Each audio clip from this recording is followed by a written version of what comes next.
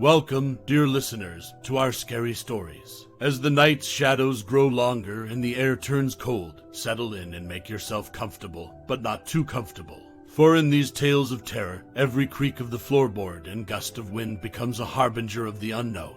So dim the lights, lean in close, and let us journey into the dark recesses of our most primal fears.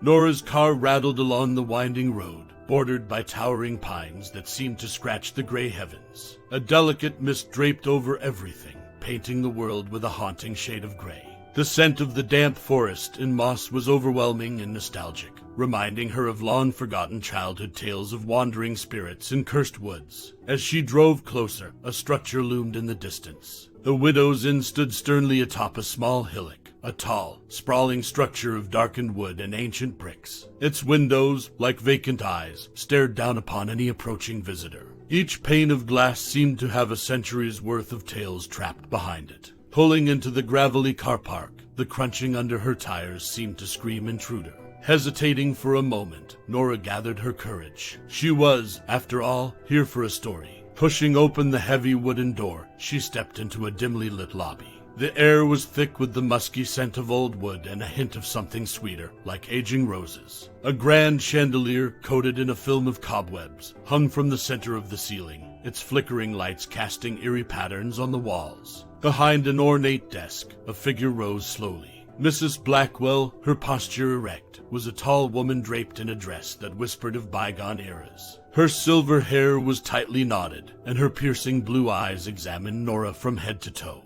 "Welcome to the Widow's Inn," she said, her voice echoing through the vast lobby. "I assume you have a reservation." Nora nodded, trying to mask her unease. "Yes, I'm Nora Wyndham. Here for 2 nights. A smile, more chilling than welcoming, spread across Mrs. Blackwell's pale lips. "Ah, the writer. We've prepared room 13 for you. It offers a magnificent view of the woods." But she leaned in, her voice dropping to an almost inaudible whisper. "I would advise against wandering the inn after dark. Some rooms are better left undisturbed." There was a chill in that warning, a subtle threat that sent shivers down Nora's spine. "Thank you," she stammered. "I'll keep that in mind." As she turned to ascend the grand staircase, the dim evening light caught something at the far end of the corridor. A lone candle, its flame dancing wildly, yet no wind blew in the sealed inn. Around its flickering light, shadows cavorted, bending and swaying in a ghostly dance. The murmurs from the few guests in the lobby grew distant as Nora was drawn closer. Each shadow seemed to tell a tale, a lingering echo of laughter, sorrow, anger, and love. Mesmerized, she reached out to touch the flame, but a firm hand caught her wrist. "Not now," Mrs. Blackwell's stern voice cautioned. "Wait for nightfall. That's when they truly come alive." Pulling her hand back, Nora met the innkeeper's gaze, an unspoken understanding passing between them. The weight of the inn's history pressed down on her, and she was no longer just a visitor. She was now a part of its story. Leading Nora to her room, Mrs. Blackwell left her with one final word. "Remember, dear, darkness has a way of revealing what light often hides. Sleep well." With that, the door clicked shut, leaving Nora alone with the pulsating heartbeat of the Widow's Inn. The room seemed to breathe with an old-world charm. Wallpapers faded with time adorned the walls, and thick velvet curtains draped over large windows. An antique 4-poster bed dominated the room, dressed in heavy linens. From her window, Nora could see the vast expanse of the darkening woods, their treetops swaying rhythmically, as if whispering secrets to the crescent moon above. Nora unpacked her belongings, each rustle and clink echoing softly in the hushed atmosphere of the inn. On the mahogany writing desk, she laid out her notebook and pen, ready to capture the essence of her stay. An old fireplace, dormant for years, stood opposite the bed. Above it, a portrait of a young woman stared out, her eyes filled with an emotion Nora couldn't quite decipher. Was it sorrow or warning? She sank into a plush armchair beside the window, lulled by the soft chirping of crickets and the distant hoot of an owl. But it wasn't long before her earlier fascination with the candle beckoned her. Slipping into her shoes, she quietly unlocked her door, the hallway outside dimly illuminated by the occasional lantern. Walking softly, she found herself drawn once again to the room with the solitary candle. Its golden glow painted a warm circle amidst the encroaching cold darkness. As she approached, the previously seen shadows resumed their ethereal dance. Like actors on a silent stage, they seemed to reenact moments of joy, heartbreak, and fury. One shadow, larger than the others, appeared to be beckoning her closer. Unable to resist, she inched towards the flame. Each step seemed to intensify the dance, the room growing colder as she moved closer. The air grew thick with tension, the aroma of burnt wax mingling with the chill. Her hand hovered over the flame. Each shadow's movement reflected the tempest of emotions she felt. Closing her eyes, she took a deep breath, sensing the weight of countless stories desperate to be heard, felt, and understood. And then, with a sudden rush of courage, she blew out the candle. Darkness enveloped her, the temperature plummeting.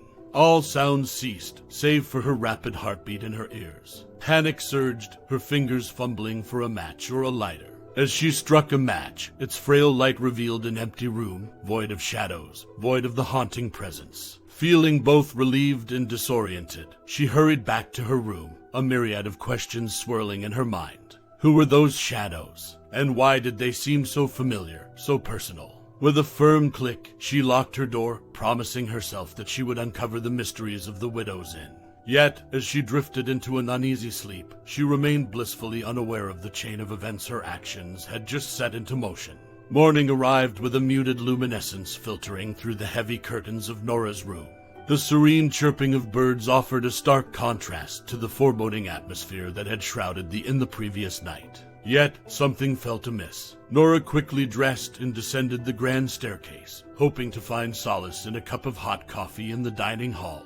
But as she entered, she sensed a tension among the few guests who were present. Conversations were hushed, and uneasy glances exchanged. A family of three, Mr. Hammond, his wife Clarice, and their young son Timothy were at a corner table, their voices low but tinged with distress. "I told you, Clarice," Mr. Hammond muttered, his voice filled with anxiety. "We should never have stayed here. It's cursed." Nora approached the main counter, where Mrs. Blackwell stood sorting mail.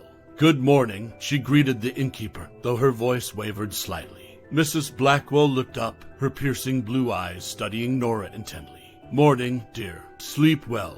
Nora hesitated.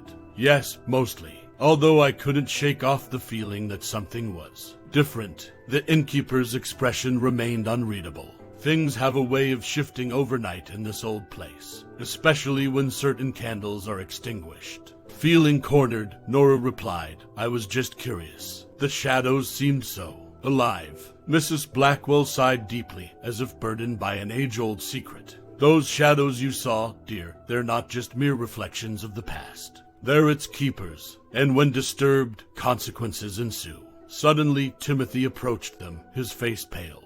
"Mama can't find Martha," he exclaimed, referring to their elderly maid who had accompanied them on their trip. Mrs. Blackwell's gaze turned icy. "It appears we have our first consequence." Nora felt her stomach drop. The realization of the connection between her act and Martha's disappearance became chillingly clear. Mrs. Blackwell continued, "Martha stayed in room 7. You may want to check there." Without a word, Nora, guided by a regretful urgency, hurried to room 7. The door was slightly ajar. Pushing it open, she was met with an untouched room, the bed neatly made, but no sign of Martha. On the bedside table, however, stood an unlit candle, its wax still fresh. Timothy's voice echoed from the corridor, "Martha loved telling me stories by candlelight." The realization settled heavily on them all. The candle in room 7 must have been one of those that, when extinguished, led to someone's disappearance. Determined to set things right, Nora turned to Mrs. Blackwell. "There has to be a way to bring her back." The innkeeper's voice was tinged with sadness. "Some actions, dear, have irreversible consequences. But," she added, a hint of hope in her eyes, "the inn itself might have answers. But beware, its walls have seen much, and not all truths are pleasant." With that cryptic advice, Nora set out on her quest, delving deep into the heart of the inn's mysteries, where whispers echoed tales of sorrow, love, and dark enchantments. The inn seemed to grow more expansive and labyrinthine as Nora delved deeper into its passages. The polished wooden floors creaked underfoot, echoing the whispers of secrets held for generations. Flickering wall sconces cast moody shadows, painting tales of old unfaded wallpaper. In her search for answers, Nora found herself drawn to the inn's library, a room she hadn't noticed upon her arrival. Towering bookshelves line the walls, their contents a mix of ancient tomes, leather-bound diaries, and dusty scrolls. A grand fireplace stood at one end, its mantel adorned with odd trinkets, a dried rose, an ornate key, and an hourglass with sand that seemed to flow upwards. With a sense of purpose, Nora began combing through the shelves, looking for any hint about the candle's power or how to reverse its effects. As she sifted through the texts, one particular diary, its binding frayed with age, caught her attention. The inscription on the cover read, Lorna Blackwell, 1865.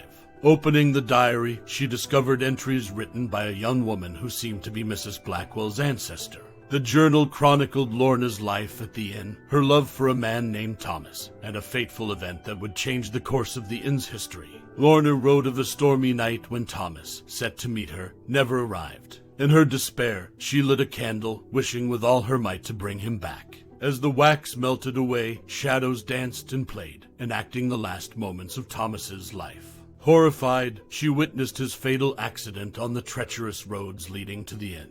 In her anguish, Lorna's tears fell onto the flame, extinguishing it. The next morning, the diary revealed another had vanished from the inn, much like Martha had. Nora's hands trembled as she read on. Lorna, filled with guilt, sought the counsel of an old witch who lived on the outskirts of the village. The witch spoke of the inn's heart, a place where time and memories entwined, holding the power to restore what was lost. But, she warned, the journey would not be without peril, and success was not guaranteed. Marking the page, Nora looked up, determination burning in her eyes. The inn's heart was her destination.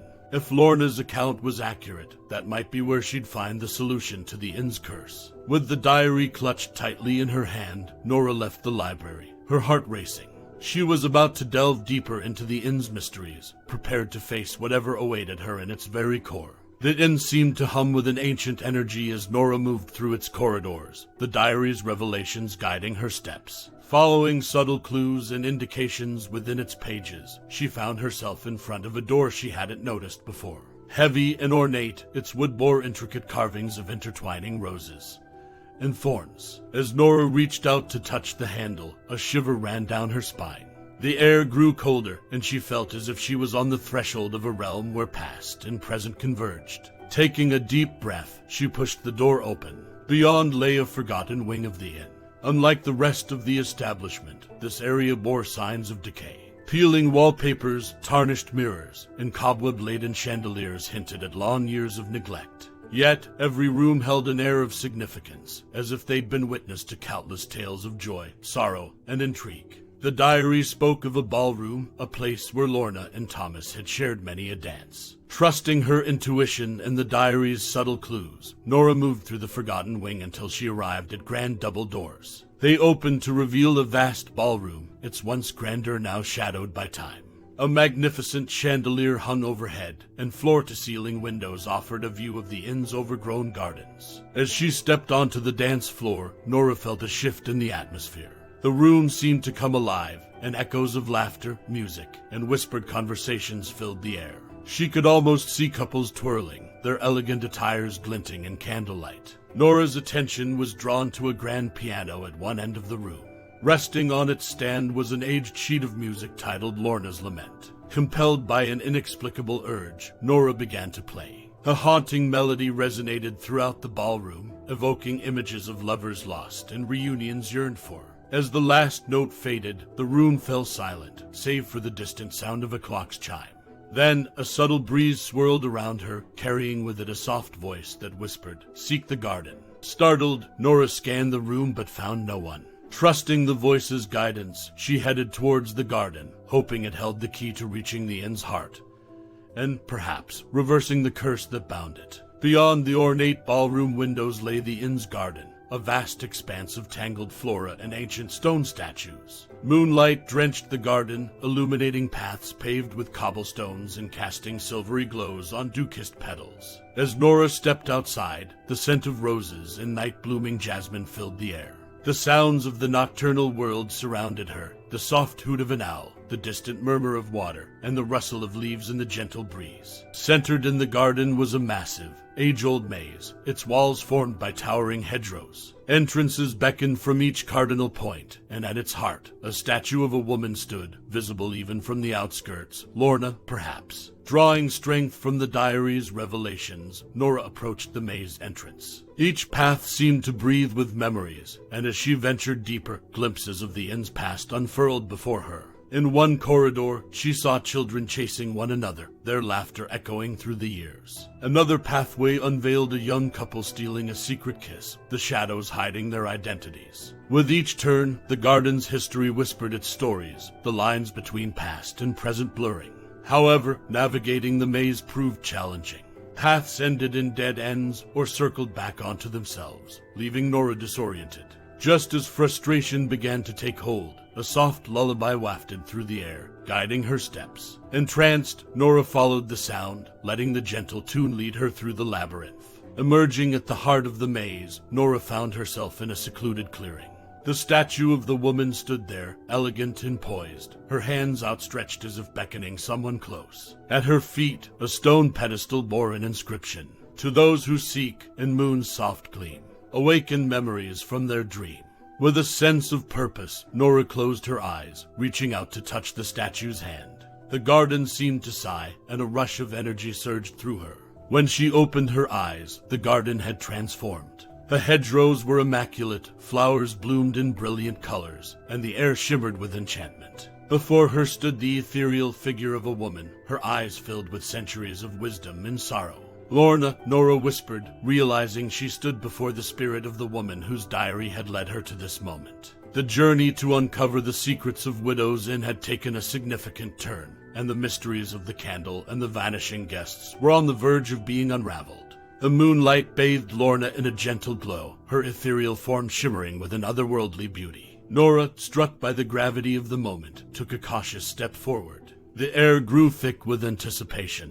"Who are you?" Nora asked, her voice soft with wonder. Lorna's eyes, filled with ageless sorrow, met Nora's. "I am a spirit bound by love and regret," she began. "Once I was the heart of this inn, living each day beside my beloved Thomas. Our love was a beacon, drawing guests from near and far." Nora, entranced by her tale, listened intently. But our love was not without its adversaries. Jealousy and greed sought to separate us. And on a fateful night, a rival, coveting our inn and my affections, cursed this place. A candle, infused with dark magic, was lit. With its light, my beloved Thomas was trapped between realms. And every time its flame was extinguished, another soul would join him, lost in the abyss. A chill ran down Nora's spine. The stories, the candle, the vanishing guests, it all made sense now. To break the curse, Lorna continued, one must relight the candle with the fire of true love and untangle the shadows it casts. Only then can the lost souls be freed. The weight of her task pressing on her, Nora asked, "But how can I find this fire of true love? How do I begin?" Lorna's gaze turned to the diary Nora clutched in her hand. "Within my words, there lies a path. Follow my memories, dance in my footsteps, and rekindle the love that once flourished in these halls." The garden began to shift around them, the hues of the flowers deepening, and the very essence of the inn resonating with Lorna's emotions. "Begin with a dance," she whispered, her form starting to fade. "Dance with passion and purpose. Let your heart guide the way." Nora felt a rush of determination. To free the trapped souls, to restore the inn's former glory, she would dance. She would relight the cursed candle and reunite two lovers torn apart by time and treachery. And as the first rays of dawn began to pierce the horizon, Nora prepared to embrace her destiny. The ballroom of Widow's Inn had always been the centerpiece of its grandeur. As Nora stepped onto its polished wooden floor, the vast chamber seemed to breathe, anticipating the pivotal moment to come. Vaulted ceilings, adorned with crystal chandeliers, reflected the morning's golden light. The room was awash with hues of amber and gold, and the shadows of past dancers seemed to play upon the walls. Taking a deep breath, Nora placed the diary upon a nearby table, its pages fluttering open to an illustration of a dance, Lorna and Thomas, forever captured in a moment of pure joy. The love between them was evident, their eyes locked in a gaze that spoke volumes. As Nora began to move, she was guided not by any music, but by the rhythm of her heartbeat and the memories echoing in the chamber. Each step, each twirl, was a plea to the heavens, a call to the forces that bound the inn in its cursed state. Nora danced with abandon, pouring her soul into every motion. She envisioned Thomas reaching out to her from the realm he was trapped in, and Lorna watching with hope-filled eyes. With every sweep of her arms and every leap, Nora felt the energy of the room intensify. Suddenly, a gust of wind surged through the ballroom, causing the chandeliers to sway, and the candle from the haunted room to appear on the diary's open page. Its wick ignited spontaneously, casting a warm and radiant glow. Shadows began to form around the room, taking on familiar shapes, guests who had vanished, their outlines becoming clearer and more defined. Nora's dance reached a crescendo, her emotions spilling forth as tears streamed down her face. She danced for Lorna and Thomas, for the lost souls, and for herself. As the final notes of her heart's song played out, the candle's flame grew brighter and then extinguished itself. The room was plunged into a momentary darkness before the morning sun once again bathed it in light. Blinking in the sudden brightness, Nora saw figures looking around in wonder, guests who had been lost to the curse. Among them, a couple stepped forward, their hands entwined. Lorna and Thomas reunited at last in their human forms. Gratitude shone in their eyes as they approached Nora. "You've freed us," Lorna whispered, her voice full of emotion. "The inn and its guests are no longer bound by the curse." Thomas nodded, his gaze warm. "The dance of love has powerful magic, and you, Nora, have danced it beautifully." As the day wore on, the inn was filled with joyous reunions, laughter, and stories shared. Widow's Inn, once a place of mystery and sorrow, became a beacon of love and hope. And as for Nora, she continued to dance, finding in each step a connection to the past, a joy in the present, and hope for the future. And so, we close another chapter in our scary stories. Sleep may come, but remember, the veil between reality and nightmare is thin. Keep an ear out, for you never know when the whispers of the tales we share will come back to haunt your dreams. Until next time, dear listeners, may your nights be dark and full of thrilling chills. This is our Scary Stories signing off for tonight.